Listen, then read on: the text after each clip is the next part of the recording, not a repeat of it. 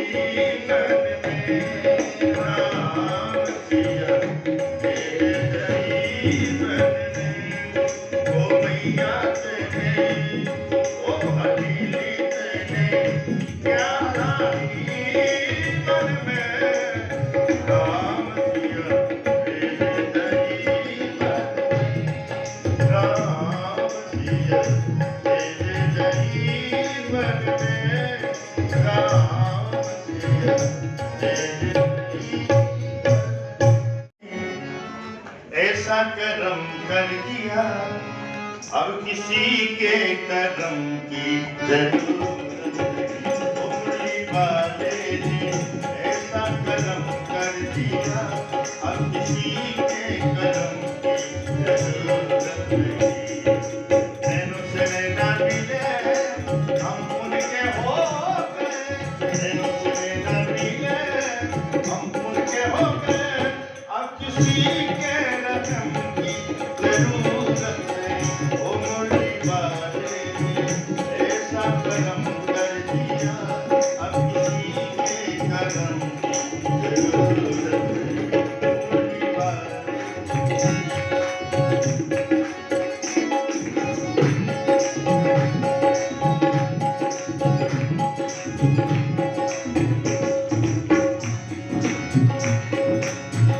तेरे चरणों में आ गए मोहनी, तेरे चरणों में आ गए मोहनी, आँखों से दिल में समा गए मोहन, आँखों से दिल में समा गए मोहन।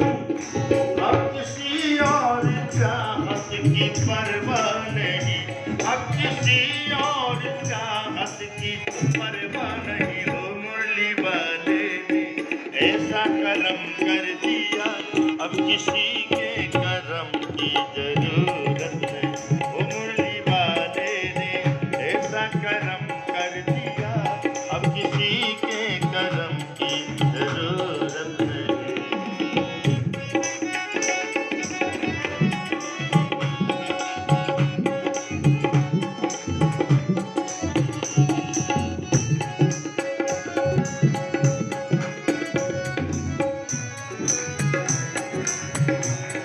वो तेरी ही चाहत, वो मेरी ही दुनिया, तेरी ही चाहत, वो मेरी ही दुनिया, तेरी ही चाहत, मेरी ही दुनिया, मेरी मोहब्बत, ओ तुम हो कन्हैया, मेरी मोहब्बत, तुम हो कन्हैया।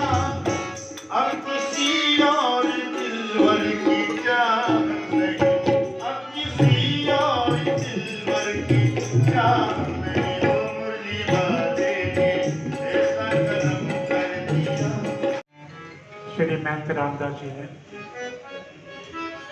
हमें एक ऐसे भक्त से परिचय कराया।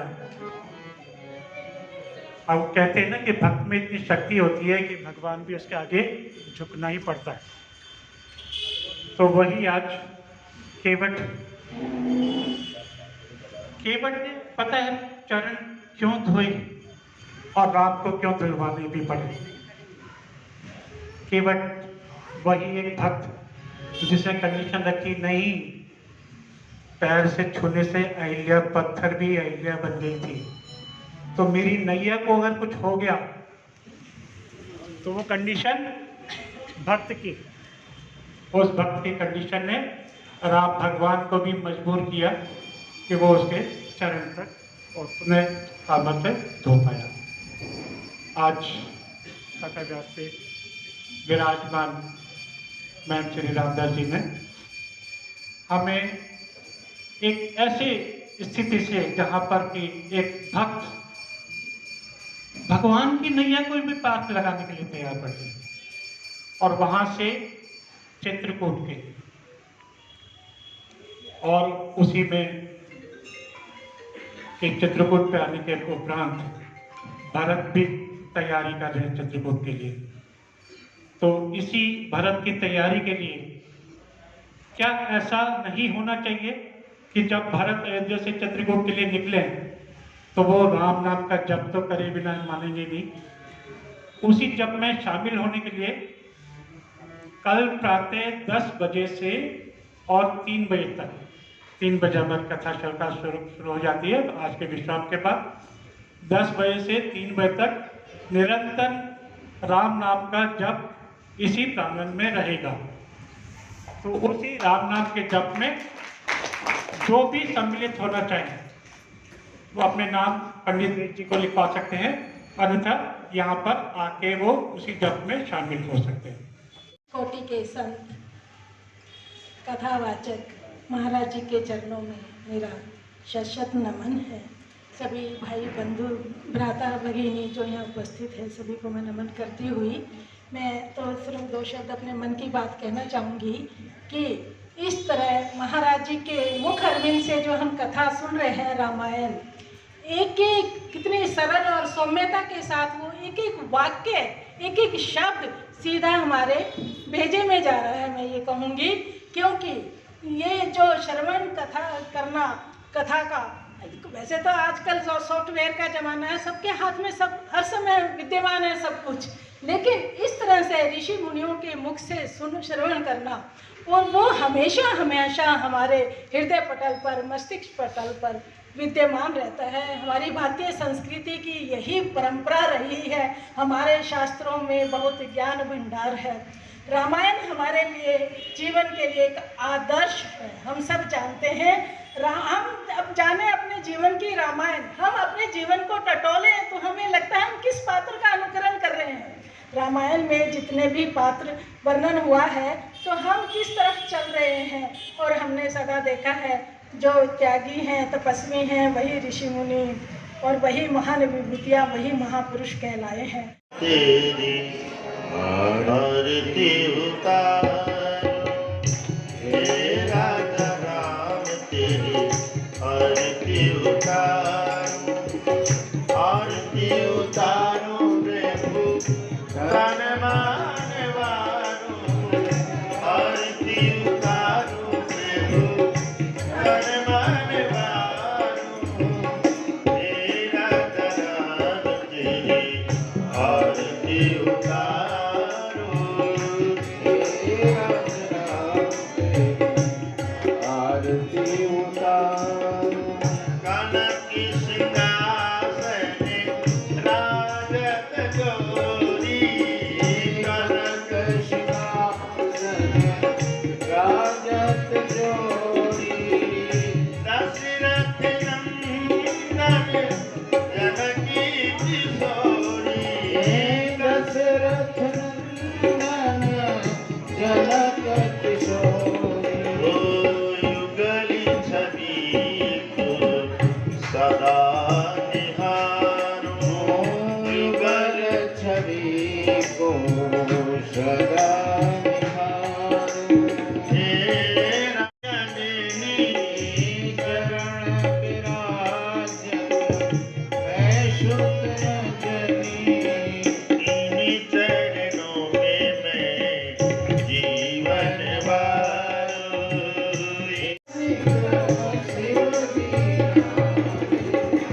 मैं सुन सुन निज जन्म समारो, मैं सुन त्वमेव बन्धु दिशा त्वमेव, त्वमेव विद्याधरणं त्वमेव, त्वमेव सर्वं मम देवदेव। देखिए अभी जी अपना परिचय दीजिए, और आज जो कृष्ण मंदिर में रामकथा चल रही है 23 तारीख से, तो उसके बारे में बताइए। देखिए अमित गोयल नाम है मेरा, और एक भक्त के रूप में मुझे आज श्री कृष्ण मंदिर जयकमपुरा में आना हुआ, तो मैं अपने आप को बहुत सौभाग्यशाली समझूंगा। मुझे पूजनीय महंत श्री रामदास जी के द्वारा श्री राम कथा के बारे में, आज जो केवट का प्रकरण था उसके बारे में आज मुझे सुनने को मिला। पूरा तो मैं समय नहीं निकाल पाया, लेकिन जितना समय मेरे को मिला उतना मैंने यहाँ उनको सुना, बहुत अच्छा लगा। और एक प्रसंग एक बीच में कि भौतिक जीवन से निकलकर अध्यात्म की तरफ अगर जाना है और उस परमात्मा को प्राप्त करना है तो एक गुरु की आवश्यकता है। तो मैं ये कहूँगा कि एक बिना गुरु के जीवन सफल नहीं हो सकता, और गुरु ही आगे ले जाकर उस भगवान से हमें मिलाने में योगदान कर सकता है। तो बहुत ही एक अच्छा, मैं भाई साहब का, नरेश जी का धन्यवाद करूँगा, और उनकी वजह से हमें यहाँ आना हुआ। मीना मित्तल जी नहीं है और सभी पूरी टीम मंदिर की जितनी भी हैं, पंडित वेद प्रकाश जी, तो बहुत ही एक अच्छा अनुभव। और एक हमारी युवा पीढ़ी, हमारे बच्चे भी समय समय पर अगर यहाँ आकर इसका लाभ लें, अपने आप को मतलब जो आज जीवन चल रहा है टेक्नोलॉजी का, उससे निकलकर एक अध्यात्म, जो हमारे ऋषि मुनि तप जीवन उन्होंने व्यतीत किया है उसकी तरफ, क्योंकि ये देश जो है हम आगे बढ़ेंगे तो एक सनातन धर्म और अध्यात्म जो हमारा जीवन है उसके बिना कुछ भी संभव नहीं है। तो मैं युवा पीढ़ी से, अपने बच्चों से सबसे विनती भी करूंगा कि समय जितना निकले थोड़ा थोड़ा लाभ, क्योंकि ये चीज़ें जीवन में हम भूलते जा रहे हैं। तो पुनः हम सनातन की तरफ और एक अध्यात्म की तरफ हम जा रहे हैं।